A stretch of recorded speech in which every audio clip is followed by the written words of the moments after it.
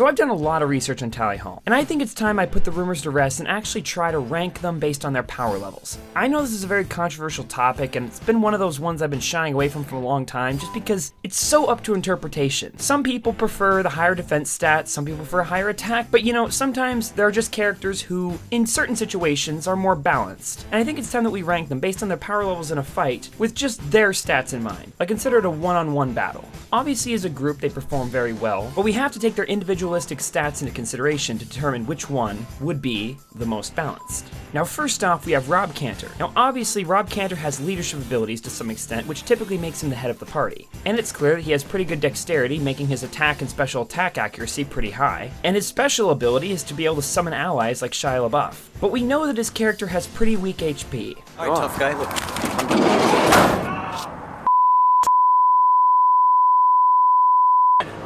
Are you serious? Yes! Really? Yes. Why? Yes!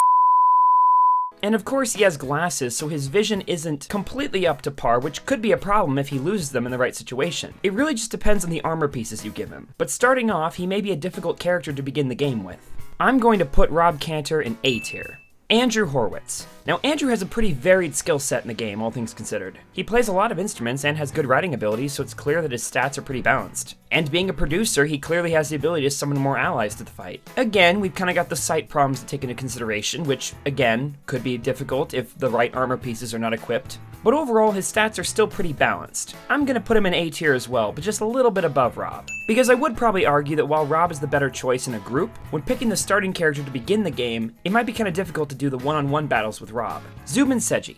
He doesn't sing or write as often as the others, so he seems to have a low special attack and attack stats, but his intelligence stat is very, very high given the fact that he became a doctor and was successfully able to track down Mary-Kate and Ashley with limited info online.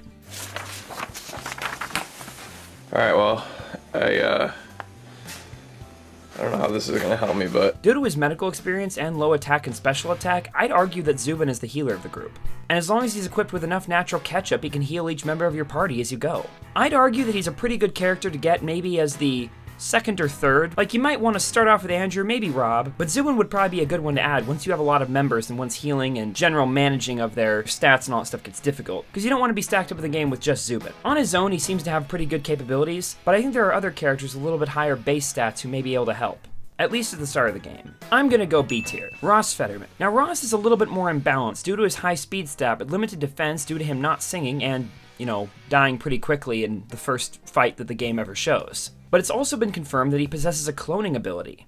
Yes, we have an emergency. We lost our Ross. We need a replacement as soon as possible. You can? How soon? Oh, okay. Fantastic. Okay, I see him now. Great. Thank you so much. All right. We're fine, guys! Now, I don't want to get into the idea of having multiple Rosses on your team or even building up a team of just Ross, because it's not really going to be easy to determine, because we've never seen that play out. I don't know of any players who have picked that strategy, and I don't even know if it's something that you can pull off without hacking. I think we're just going to go based on him as a singular character. Now, with his high speed stat, he clearly has a high special attack stat due to his work field, which is due to being an immunologist. It's unconfirmed if his work in this field has led to him being able to reproduce through mitosis, and maybe that's how he's been cloning himself. We don't know for sure, and we don't know if this can be pulled off as a move in battle. If it could, he'd be the most OP character in the game, but we don't really know that for sure, so I can't really rank him based on that. I think I'm gonna put him in high B tier. Definitely not the worst character to start off the game with due to the high special attack and speed, but if you go against an enemy who has a higher speed stat, or you can't feint it in one move with the high special attack, his lower defense may lead to you fainting at the start. Joe Hawley. Now, Joe Hawley by far is definitely the most OP of the group. It's been confirmed that he falls into the Archer class. His special attack seems to be really high since he can feint someone just by saying the word die over and over again through the phone, and apparently can reverse time, which would come in handy really well in the fight. Not to mention he has his Banana Man form and other forms whose attacks are even higher. I will admit, in Smash I'm a Joe Hawley main, so I might be a little bit biased in this regard. He's a little imbalanced, but I do argue that he has the best base stats to start your party, so I would definitely put Joe Hawley at S tier.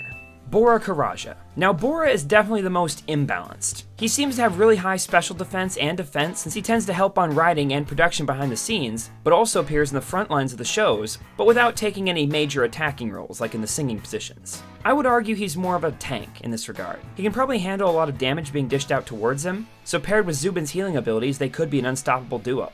But the only problem is that leaves a vulnerability in terms of attack. They can both then survive the battle, but actually being able to dish out hits towards the enemy would be very difficult. So I'd argue that having a high attack character like Rob on your party at this point would probably be useful as well. So if you want to go with the Rob, Bora, and Zubin strategy, you'd probably be the safest. I feel like Joe's character could also be applied here, but at the bare minimum to keep your party balanced, you would probably need at least Bora, Zubin, and Rob, because that pretty much covers all your stats right there. Obviously, Andrew and Ross are very good too if you want to go for a speed strategy. It depends on what kind of party you're forming and the way you want to play the game. I think that Bora would get like low A tier. Definitely has a lot of abilities and definitely fairly unique stats, all things considered, that can come in handy in a lot of different situations. But on his own, he can't really dish out a hit, and I don't know what his accuracy is either. We don't really see him in the game enough to be able to determine what exactly he truly is capable of in that regard. But just based on what we do know, I'd say he's worthy of low A tier. Casey Shea. Now here's a character we really don't have enough to get an accurate estimate of, but clearly he has a high speed stat due to him being able to fill in at a moment's notice with the group.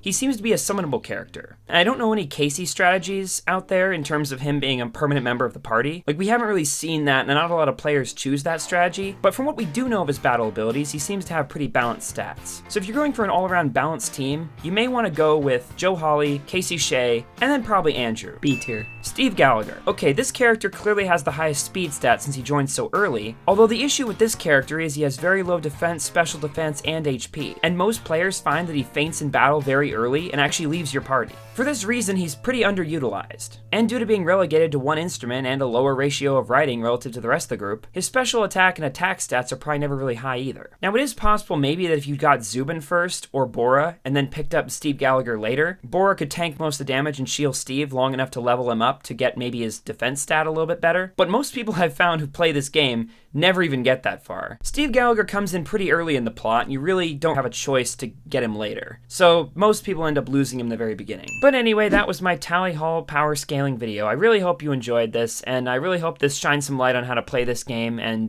you know, some of the stats these characters have in battle, and see you guys later.